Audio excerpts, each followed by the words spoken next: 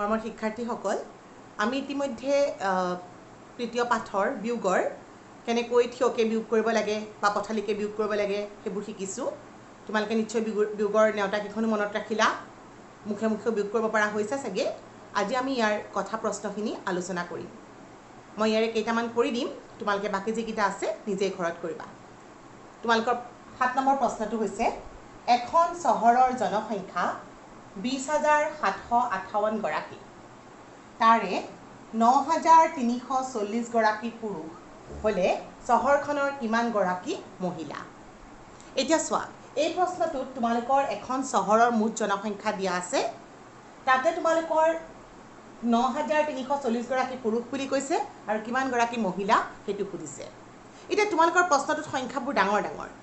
আমাৰ যদি ভাবাত অসুবিধা হয়, আমি সাধাৰণতে সৰুকৈ ভাবি লৈ সেই বস্তুটোলৈ আমি কেনেকৈ কৰিম চিন্তা কৰি লৈ অংকবোৰ কৰিবলৈ সহজ পাম। তোমালোকে এতিয়া চিন্তা কৰাচোন, ধৰা তোমালোকে চহৰখন বাদ দিয়া, তোমালোকে নিজৰ ঘৰৰ কথা ভাবা।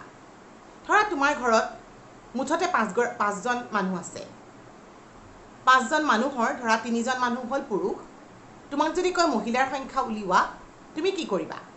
5জন মানুহৰ পুৰুষৰ সংখ্যা ক'লো 3জন, হয়নে? মুঠতে মানুহ আছে 5জন, পুৰুষৰ সংখ্যা যদি 3জন হয়, তাৰমানে তোমালোকে মুঠৰ পৰা 3জনটো বাদ দিলে মহিলাৰ সংখ্যা পাই যাবা, হয়নে?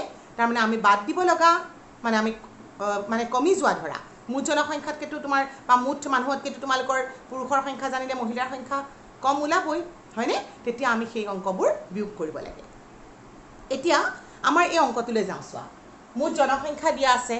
এখন চহৰত যিমান জনসংখ্যা আছে, জনসংখ্যা মানে কিমান মানুহ আছে, সেই মানুহবোৰৰ কিমান কৈছে? 9,340 গৰাকী পুৰুষ বুলি কৈছে, আৰু তুমি মহিলাৰ সংখ্যা উলিয়াব লাগে। তো তোমালোকে গম পাইছাই নিশ্চয়, মুঠ জনসংখ্যা জানা, পুৰুষৰ সংখ্যা জানা। মুঠ জনসংখ্যাৰ পৰা যদি পুৰুষৰ সংখ্যাটো বাদ দি দিয়া, আমি কি পাই যাম? মহিলাৰ সংখ্যা পাই যাম, হয়নে? বাদ দিয়া মানে আমি কি কৰিব লাগিব? কমি যাব উত্তৰটো, তাৰমানে আমি বিয়োগ কৰিব লাগিব। হ'ল? এতিয়া কথা প্ৰশ্ন হ'লে তুমি সদায় ভাষাৰে লাইনটো লিখি ল'বা। গতিকে মই এতিয়া কেনেকৈ লিখিম, প্ৰথমতে তোমালোকে এইখিনিতে সমাধান বুলি লিখি ল'ব পাৰিবা। সমাধানটো কৰা, তাৰমানে কেনেকৈ অংকটো কৰিছা সেইখিনি তুমি দেখুৱাই দিয়া। সদায় কথা প্ৰশ্নত লিখি কৰিবা দেই, চিধা চিধি সংখ্যাকেইটা দি পেলাই কৰি নথবা, হ'ব? এতিয়া তুমি প্ৰথমতে লিখা, তোমাৰ কি আছে? এখন চহৰৰ মুঠ জনসংখ্যা। এখন চহৰৰ মুঠ জনসংখ্যা, প্ৰথমতে এইটো দিয়া আছিলে মুঠ জনসংখ্যা। অ'কে, ঠিক আছে?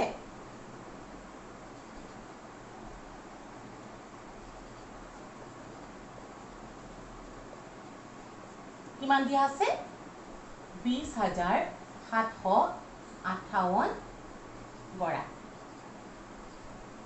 এইটো তোমালোকৰ দিয়া আছে, আৰু লগতে তোমালোকৰ কি দিয়া আছে? চহৰখনৰ তোমালোকৰ পুৰুষৰ সংখ্যাও দিয়া আছে, হয়নে? চহৰখনৰ, এবাৰ নেক্সট লাইনত লিখিলোঁ, চহৰখনৰ পুৰুষৰ সংখ্যা।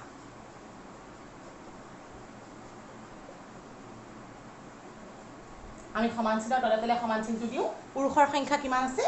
9,340 গৰাকী। পাৰিলে আমি সংখ্যাকেইটাৰ তলে তলে সংখ্যাকেইটা লিখোঁ, তেতিয়া আমি থিয়কেই বিয়োগ কৰিবলৈ সুবিধা হয়। আৰু নহ'লে তোমালোকে থিয়কে পথালিকে বুলি নাই, তোমালোকে যেনেকৈ সুবিধা হয় সেই হিচাপে কৰিব পাৰা। মই ইয়াতে থিয়কেই কৰি দিম, সেইকাৰণে মই ইয়াতে তলে তলে লিখিছোঁ। কেনেকৈ লিখিছোঁ চোৱা, 1, 2, 3, 4টা ঘৰ আছে। এককৰ ঘৰত 0, দশকৰ ঘৰত আছে 4, শতকৰ ঘৰত 3 আৰু হাজাৰৰ ঘৰত আছে 9। হ'ল? ইমান গৰাকী আছে তোমালোকৰ। এইটো আমি একক বুলি কওঁ। সদায় কি গৰাকী আছে সেইটো বস্তু লিখিব লাগে। টকা পইচা হওক, এই কথাখিনি আমি সদায় লিখিব লাগে। এতিয়া তোমালোকে কি কৰিব লাগিব? যিহেতু বাদ দিব লাগিব, বিয়োগ কৰিব লাগিব, আমি এডাল আঁচ টানি লওঁ, আৰু এই অংকটো আমি কৰিম বিয়োগ। মই বেকেট এটা দি পেলাই বিয়োগ কৰিছোঁ, তোমালোকে এনেকৈ বিয়োগ কৰিবা, তাৰমানে বুজিবৰ কাৰণে লিখিলা। কি উলিয়াবা এতিয়া? মহিলাৰ সংখ্যা, হয়নে? গতিকে এতিয়া এইখিনিতে লিখিব পাৰা, এতেকে বুলি দি ল'ব পাৰা, চহৰখনৰ মহিলাৰ সংখ্যা।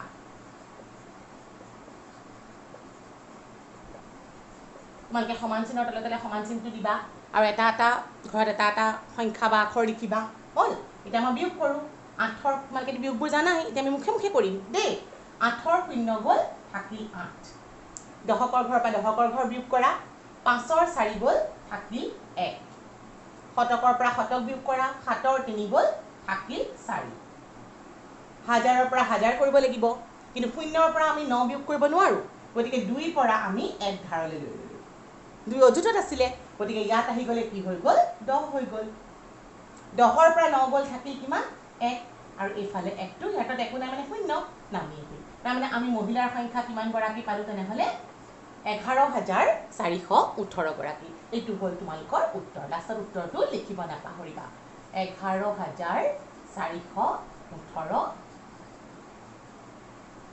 গৰাকী তোমালোকে নিশ্চয় সলিউশনটো বুজি পাইছা হয়নে এইবাৰ মই তোমালোকক 7 নম্বৰটো কৰি দিলো তাৰ পিছত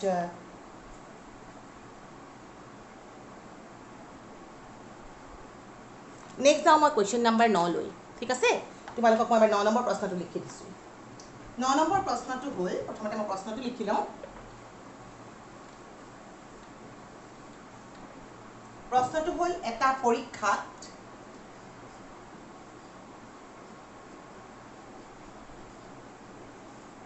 কথা প্ৰশ্নবোৰ খুব ধুনীয়াকৈ পঢ়িবা দেই এটা পৰীক্ষাত 7,280 গৰাকী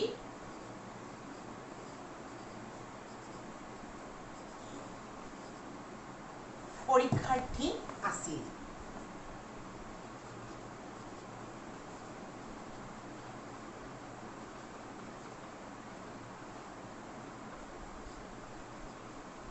তোমালোকক ইয়াতে পৰীক্ষাৰ্থীৰ সংখ্যা দিয়া আছে কিমান 7,280 গৰাকী তাৰে তোমালোকক দিয়া আছে 6,790 গৰাকী উত্তীৰ্ণ হ'ল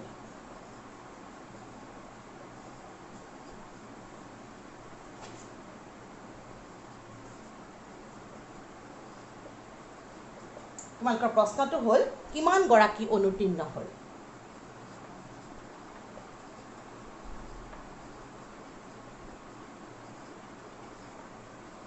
আমাৰ তলৰখিনি মুচি ল'ব লাগিব মুচি লৈছোঁ ৰ'বা 1 মিনিট দেই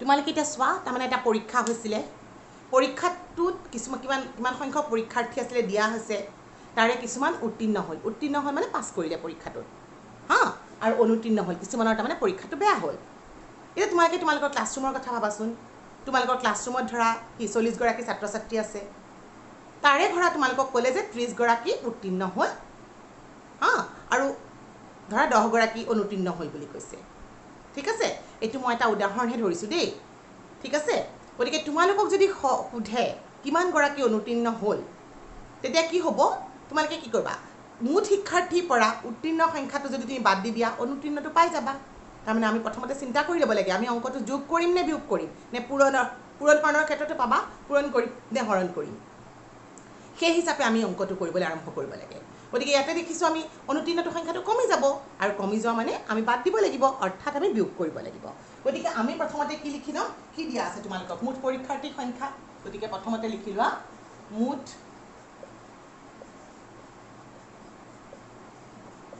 পৰীক্ষাৰ্থীৰ সংখ্যা মুঠ পৰীক্ষাৰ্থীৰ সংখ্যা হ'ল বুলি লিখিব পাৰা তোমালোকৰ কিমান আছিলে 7,200 সমান চিন দি লিখিলোঁ 7,280 গৰাকী ঠিক আছে তাৰপিছত তোমালোকক দিছে উত্তীৰ্ণ পৰীক্ষাৰ্থীৰ সংখ্যা কিমান দিয়া আছে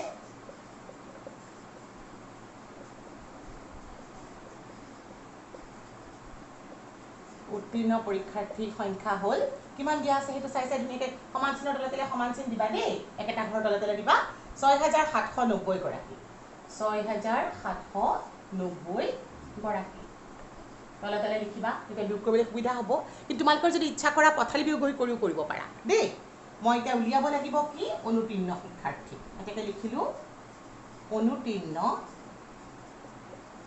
পৰীক্ষাৰ্থীৰ সংখ্যা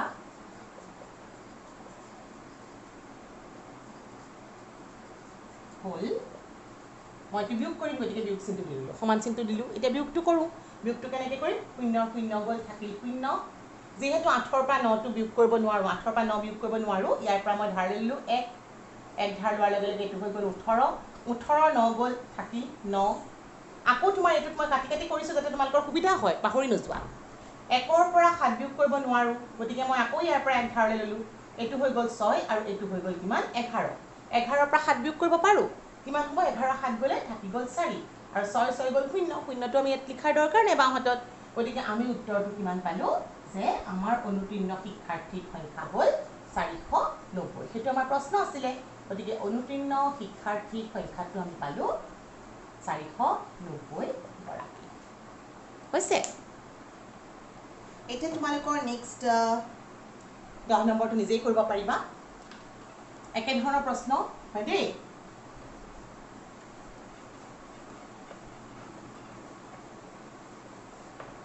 মই যাওঁ তোমালোকৰ এতিয়া 11 নম্বৰ প্ৰশ্নটো।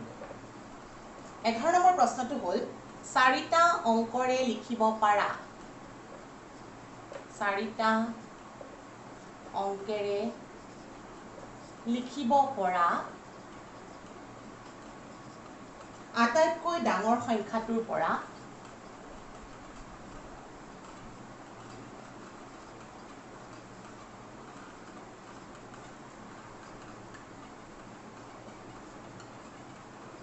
আটাইতকৈ ডাঙৰ সংখ্যাটোৰ পৰা 3টা অংকেৰে লিখিব পৰা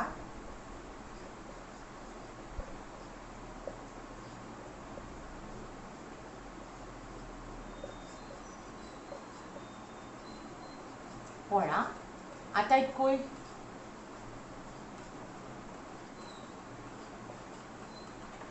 ডাঙৰ সংখ্যাটো বিয়োগ কৰা।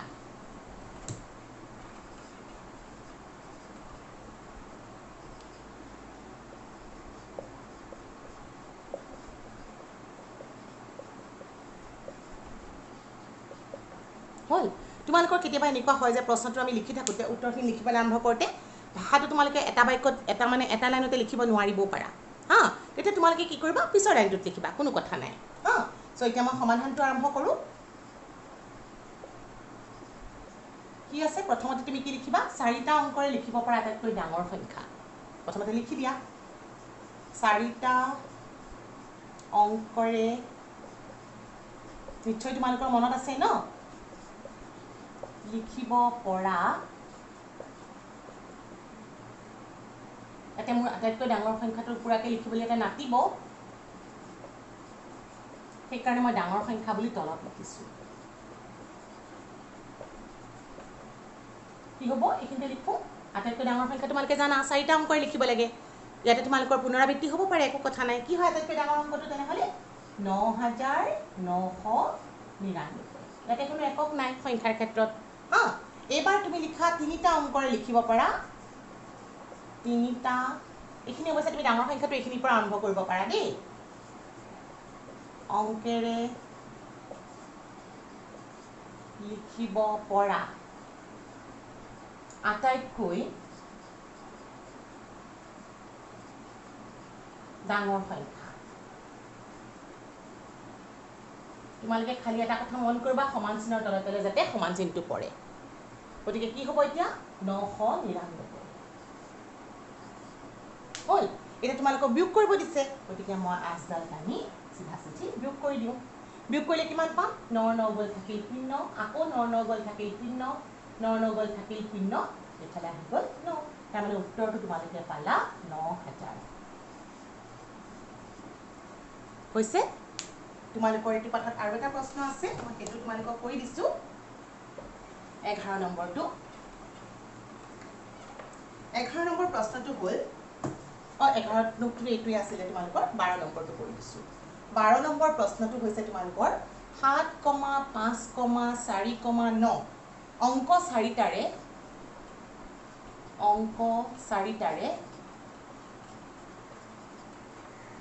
গঠন কৰিব পৰা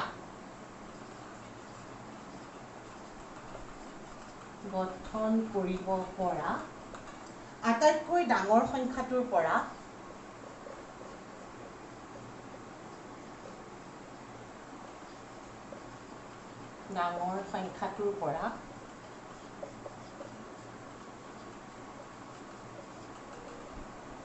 এই অংক 4টাৰে গঠন কৰিব পৰা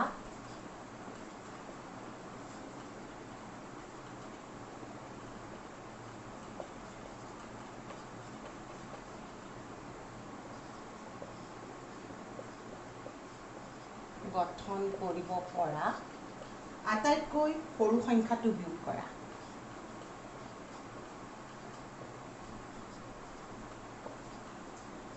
সৰু সংখ্যাটো বিয়োগ কৰা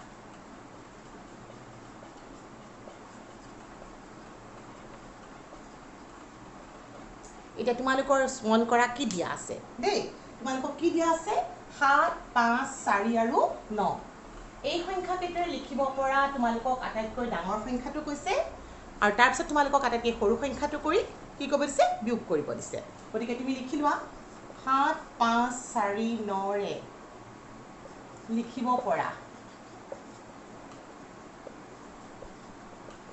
আটাইতকৈ ডাঙৰ সংখ্যা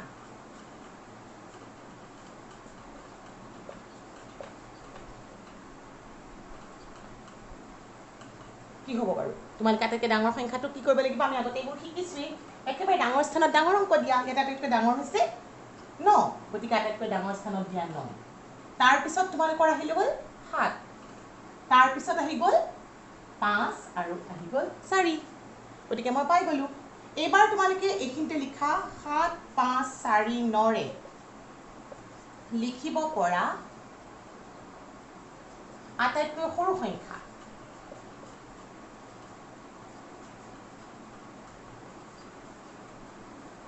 এতিয়া সৰু সংখ্যা হলে আমাৰ নিশ্চয় মনত আছে সৰু ডাঙৰ স্থানত সৰু অংক গতিকে সৰু অংকটো হ'ল 4 শূন্য থাকিলে আমাৰ বেলেগ হয় কিন্তু শূন্য নাথাকিলে আমি সিধা উল্টাই দিলে হ'ল 4 5 7 9 এটা তোমালোকক বিয়োগ কৰিব দিছে গতিকে আমি এতিয়া বিয়োগ কৰিম ঠিক আছে এটা বিয়োগ কৰা 4 ৰ পৰা 9 বিয়োগ কৰিব নোৱাৰো গতিকে ইয়াৰ পৰা একটা ধাৰলৈ লোৱা ইয়াত থাকি গ'ল 4 ইয়াত হৈ গ'ল 14 এইখিনি কাটি কাটি লিখা নিলিখা তোমালোকৰ ওপৰত ডিপেন্ড কৰে দেই তোমালোকে মন গলে লিখিবা নহলে নিলিখিলেও কথা নাই 14 ৰ 9 গ'ল কিমান থাকিল 5 মোৰ অকণ ঠাই কম হৈছে কাৰণে অকণ ইফালে লিখিছো তোমালোকে এইখিনি ধুনীয়া ধুনীয়াকৈ লিখিবা দেই আকৌ 14 ৰ 7 ৰ 4 ৰ পৰা 7 বিয়োগ কৰিব নোৱাৰি গতিকে 7 ৰ পৰা 1 ধাৰলৈ নিয়া ইয়াতে হৈ গ'ল 14 14 ৰ পৰা তুমি 7 বিয়োগ কৰা কিমান থাকিল 7 6 ৰ পৰা 5 বিয়োগ কৰিলে থাকি গ'ল 1 আৰু 9 ৰ পৰা 4 বিয়োগ কৰিলে থাকি গ'ল 5 সমান চিহ্নৰ তলে তলে সমান চিহ্ন দিয়া তাৰমানে আমি উত্তৰটো কিমান পালো 5175 ঠিক আছে